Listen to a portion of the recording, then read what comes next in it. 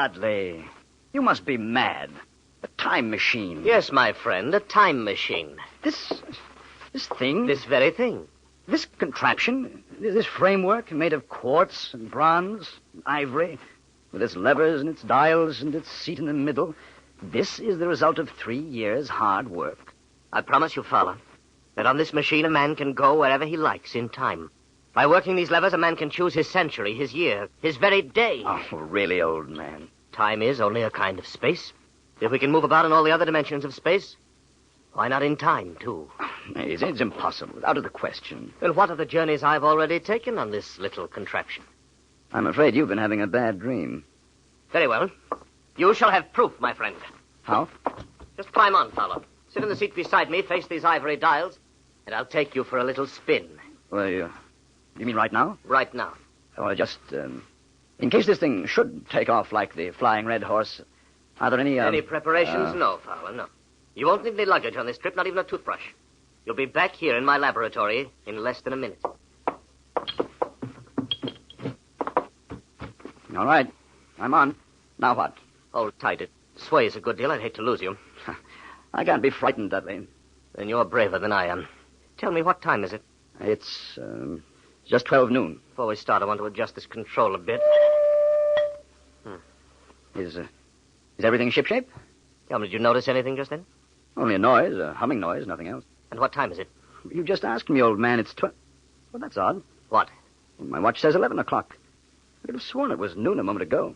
There must be something wrong with it. It's only that I touched the lever to test it, and we've gone forward a full day. 23 hours, at any rate. Yes, but Dudley... Finished scoffing, Fowler? Yes. Yes, I believe I have. Then hold tight. This will be the real article. I'm ready, Dudley. Good man. Well, say goodbye, Fowler. Say goodbye to 1950. He went off with a shattering jar, with the machine swaying under us. The walls of Dr. Dudley's laboratory suddenly fell away, and night was speeding after day like the flapping of a black wing. I saw the sun hopping across the sky, leaping swiftly across it every second, and every second marking a day. I saw the moon spinning through her quarters like a ball, from new to full, all in the twinkling of an eye. Trees grew and blossomed like puffs of smoke, and then passed away. And all the while we were going faster. Now our pace was a year a second, so that second by second the white snow flashed across the world, and was followed by the bright, brief spring. And still we went on, into the future. How do you feel, Fowler? Very weak, very dizzy. Don't let go, don't fall off. Where are we? How far have we come? We're in 100,050, and 60, and 70. That's enough! Stop it, Dudley! I can't stand anymore! Stop it!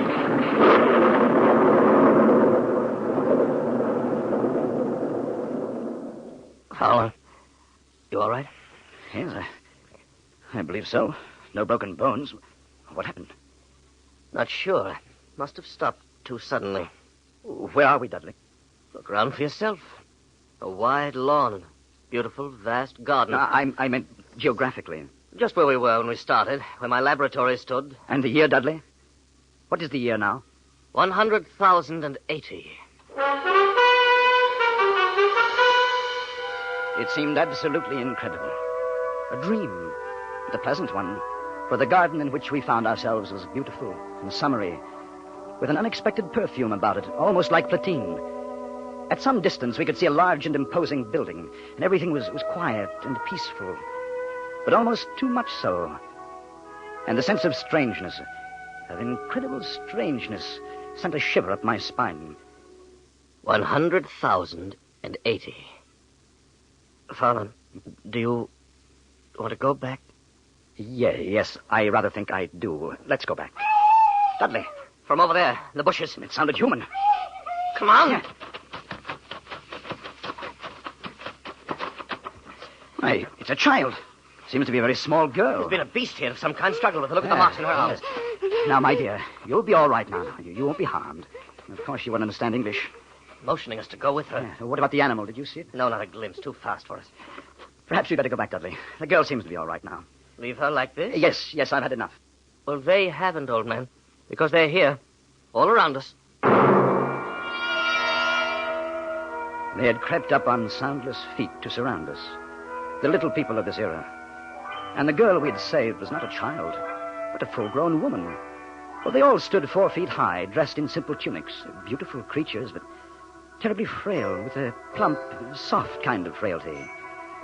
They were like eerie figures in a dream, and all we could hear was the rustling of their clothes as they surged happily around us, their faces wreathed in smiles. Why, they're not savage at all. They're very loving and gentle little people. Yes. There's something terribly wrong with them. How do you mean? Seem to have the minds of 5-year-olds. Well, how do you expect them to be? Far ahead of us, of course, incredibly ahead of us in knowledge and in science. Look at them. Children. They seem happy in this huge garden of theirs.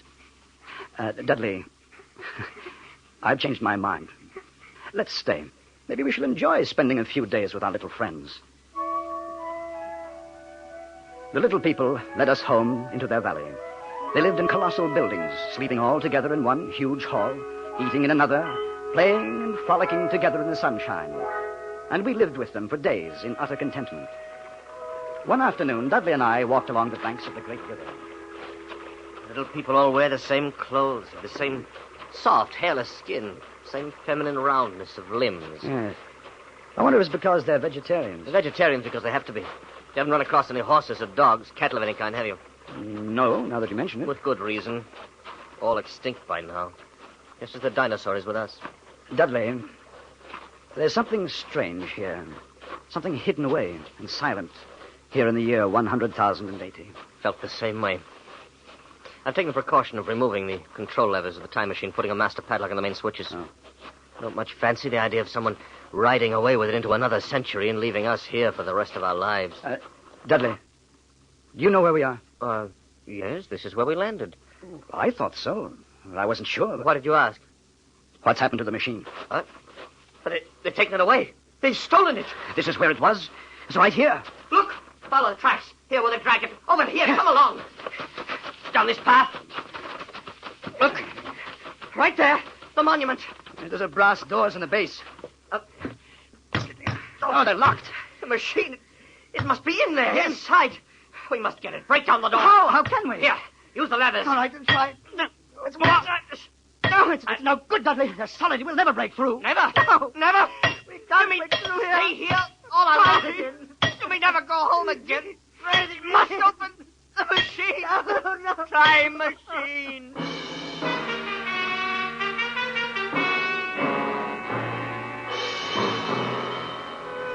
We were caught in the year 100,018. The time machine was gone. The brass doors of the monument held. Our retreat was cut off, the thin line by which we could make our way back home, back to our own time and our own people, back to 1950. We had no way of communicating with the little people, of asking what they had done with the machine. There was nothing hostile in their attitude. They were more like simple, wandering children. Only one, the young woman Weena, whose life we had saved on our first day, had become really friendly. She went with us wherever we walked and brought us presents of garlands, of flowers, slept near us at night in the hall, and we in turn had taught her a few words of English. Now we redoubled our efforts, like men racing against the clock, so that we might speak to her and discover the secret of our immense loss. We were talking to her one night after the others had gone to sleep. No, not these, Dudley. No. How can you be so sure your people didn't steal the machine? Aren't there any thieves among them? Are they all perfect? No, not so loud, Dudley. You'll wake them. Besides, she doesn't understand. Thief must be sleeping somewhere in his hall. Weena, they take machine. No, Dudley, no. Who then? Who? We are friends. Yes, We must have machine. yes, Dudley, yes. Who took machine? Other people, not yours? Other? What about those doors, Weena? Doors open. No. Weena, machine in there must open. No, not open. Oh, all right, my dear. Go to sleep, get some rest. Yes, Dudley. Sleep. What's to become of us, Fowler? Are we caught here in this century? We spend our lives with the little people and their secret. We'll go back to the monument tomorrow. We'll find a way of breaking in. Good night, Dudley. Dudley? Yes. Did you just... There it was again. What? Something on my face. Huh? Cold, filthy to the touch. On my face and in my hair. It's cold as death. Dudley! You're right. There's something in here with us. Smells of the grave. What was it? I don't know. But look at them. Look at the little people. They're all awake. It's as though they've been stampeded. Let's get out of here. I want some fresh air. We went quickly through the hall and outside, away from the frantic rustling of the little people. The moon was full, just overhead, and it was close to dawning. There was a faint sound speeding close behind us, and we turned, our nerves ragged, our muscles tensed. But it was only Weena, coming swiftly to join us. Daddy, I'm afraid. And there is Dark. something. What do you mean, Weena? Dark? What? Dark thing. Dark place. Night. Why should they be afraid of the night, Dudley? It's not the night alone. Dark place, that's our cue.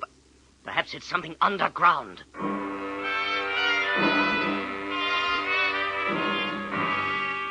It was another day. We had wandered into a lovely wooded place about a mile from the community. And suddenly Weena screamed. Fire! We stopped short. A pair of glaring eyes were fixed upon us. As we stood there, petrified, the thing, a little ape-like figure, rushed across our path and disappeared in a clearing about 30 yards away. What was it? I couldn't see it too well. It seemed to be a dull white with white hair on its head and down its back. It looked like a small It ape. was running on all fours, with its arms held very low. Weena, what was it? Morlocks. Morlocks. Who are the Morlocks? What are they? Weena, tell me. No. Let's go over there and see where it disappeared. Come along, fella. In the clearing, we found a round, well-like opening. Dudley and I leaned over and looked down a deep shaft. A small white creature was retreating down a ladder in the well, like a human spider, its large, bright eyes watching me as it went swiftly down. Then it disappeared in the shaft. Fowler, did you see it? Like an ape. Yes, but also like a man. So there are two species of men in this world. Yes. The little people above the ground and this obscene thing, this bleached monster below. That white look, common to animals that live in the dark. Like huge rats, like worms that are cold to the touch. I know, because they've touched me. Fowler, you can feel the air being sucked down into this shaft. Yes. The earth must be tunneled enormously here under our feet. These monsters must live in the tunnels. I think we know now who stole our time machine. Yes. Then we'll go down and have a look. No, not go. Why not, Weena? Morlocks. You'll never come back. We must have our machine, my dear. You wait for us here. No. And so we went down, our heels ringing on the small metallic bars that were meant for creatures so much smaller than us. Down we climbed. Down. Down. Ever in darkness. Down, it seemed, into the center of the earth. Into the core of the world. How much longer? Won't know until we reach bottom. Can't be much further. Do you hear that? Like machinery. We're almost there. Well, thank heaven for that. All right, fella, I'm on the bottom. Come along, just a few more steps.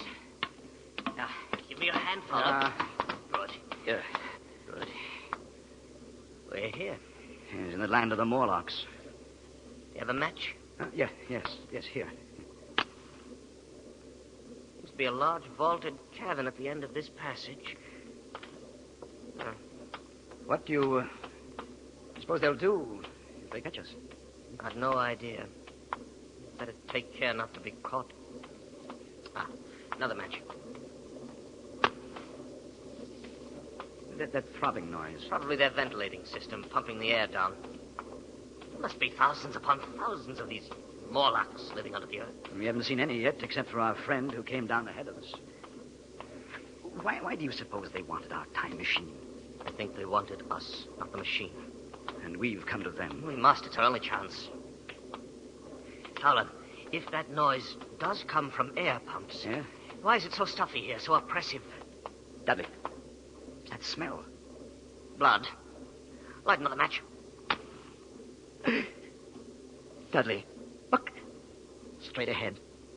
On the white metal table. Set for a meal. Yes. With a small haunch. Meat. We know that the cattle are extinct. Then, what do they feed on, these Morlocks? Don't you know? Yes, I know. Oh, another match? Yes, here. Oh, Dudley, I have no more. I used our last match. Oh. All right, we'll have to go back there. We know the secret now, anyway. These Morlocks living here, underground, are the masters of this age. And our friends up above, fatted cattle, fed by the Morlocks, clothed, supplied, and housed until the day when they're cut out of the herd and brought underground as food. This is the future you're looking at. This is what we men of the 20th century shall come to. Dudley! What is it? I've got hands. Cold hips. Take one of these levers. Use it as a weapon. Lash out. Against this wall, Fowler, here beside me. They're moving in. Fight them! Use the lever, man! Use the lever! Doctor, they're all around us. This way! Fowler, this way! Back this way! We went back in that evil darkness, fighting every step as we went. By my side. Back to those projecting bars, kicking and clawing ourselves loose from their taloned, grasping hands. And climbing up again, up toward daylight and freedom, away from their stench and the eagerness of their icy hands. And they did not follow, for daylight was their enemy and their great fear. And we lived among the lush gardens of the little people like prisoners, like men without reprieve, like men who are dead, though they still walk the earth. For the time machine was locked away behind great brass doors, and we knew we could never force them open. Then one day, Weena told us of an old building, an ancient sagging structure that had survived through many ages and was filled with many curious objects. A museum, that's what it must be. A museum, Fowler. Perhaps from some earlier time. I'm in no mood to go looking at a museum. Don't you see? Specimens hermetically sealed in museums. Perhaps there are things, weapons, machinery, something we can use. Yes, of course. If we could find some dynamite or gunpowder or something. We could blast those doors, we could get in. Where is this place, Weena? This old building that no one ever goes near? I take you. It's not far. A chance, old man. A slim one, but a chance nonetheless.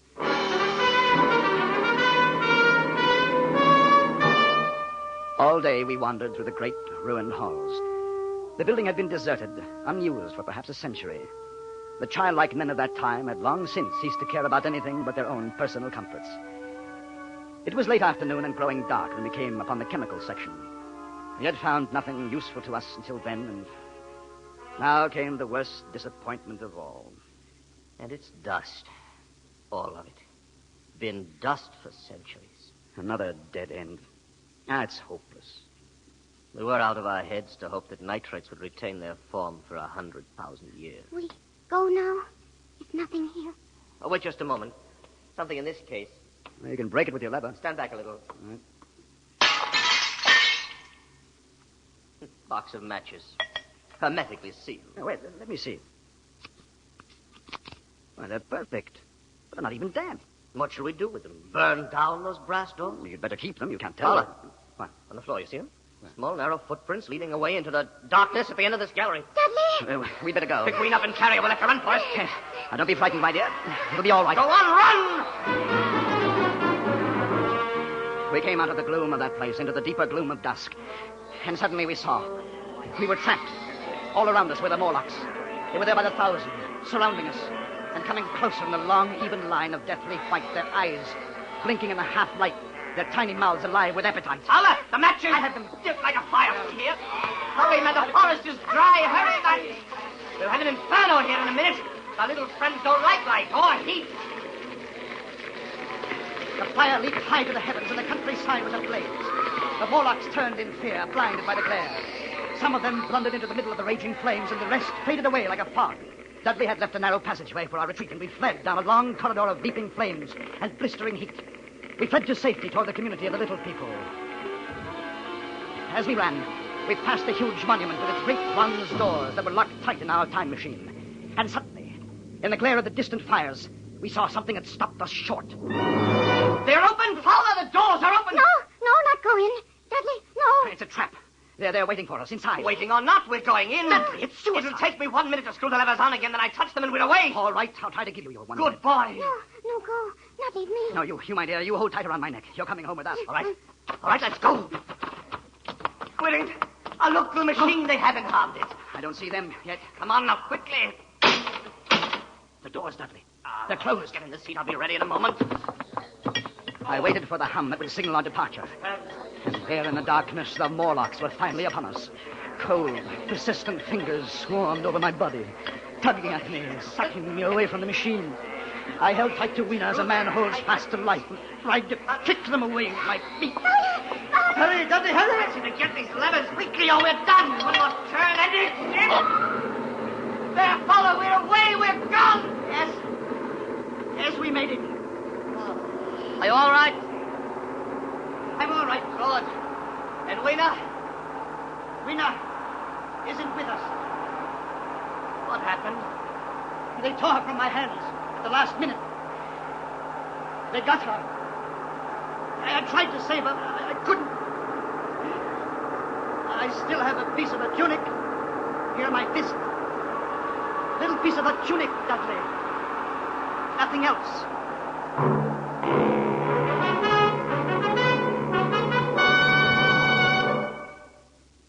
And so we came home again. Back into the very minute from which we had left. Back into 12 noon, October 22nd, 1950. We were in Dudley's laboratory again, motionless, sitting on the ridiculous contraption which he has called a time machine. Was it all a dream? Did any of it happen? Could any of it happen? Oh, of course not. How stupid. Then what of this? What of this little piece of thin green silk I hold in my hand?